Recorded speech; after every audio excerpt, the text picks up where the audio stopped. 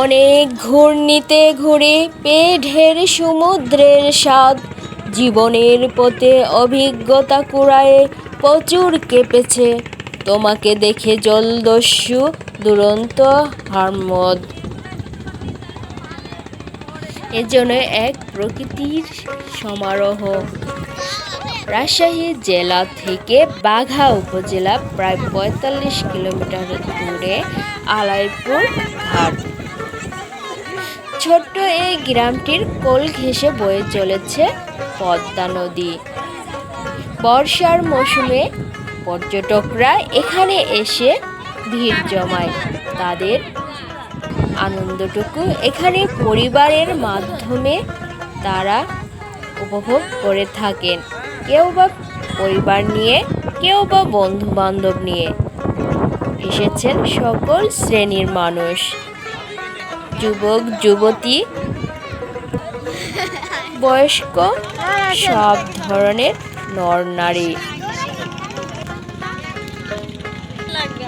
Border ঘেঁষ হওয়ায় বিজিবিরা নিয়মিত এখানে গার্ড দিয়ে থাকেন।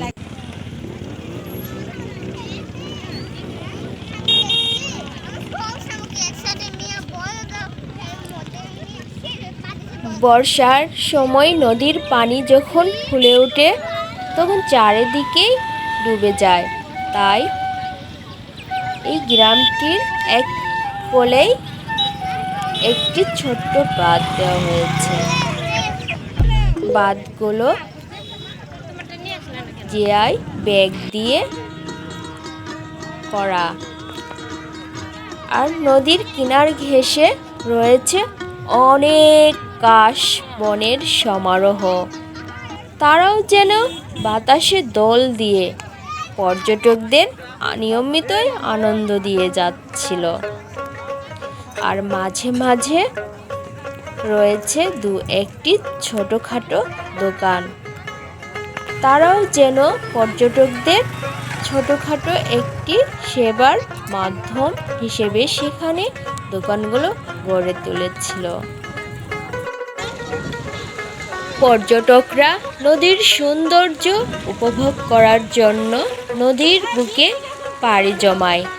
এখানে নৌকার মাঝিরা নিয়মিতই নদীর কিনারায় তাদের নৌকাগুলো নিয়ে এসে থাকে। হ্যালো গাইস, আমরা এসেছি বাঘার আলাইপুর ঘাট, যা রাজশাহী জেলায় অবস্থিত।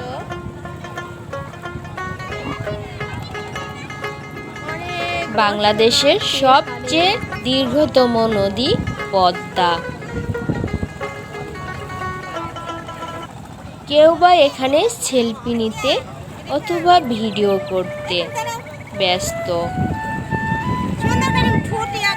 ছোট সোনামণিরাও তার সঙ্গে যোগ দিয়েছেন।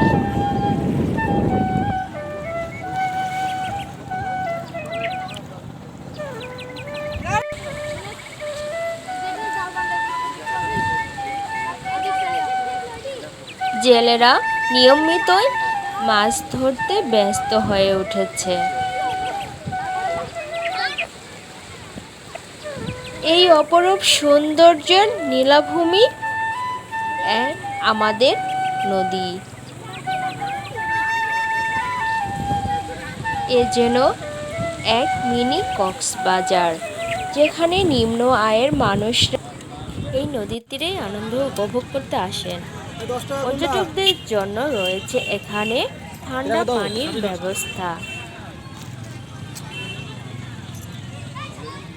কেউ বা তাদের তৃপ্তি মেটানোর জন্য এবং পিপাসা মেটানোর জন্য এই পানি খেয়ে থাকেন।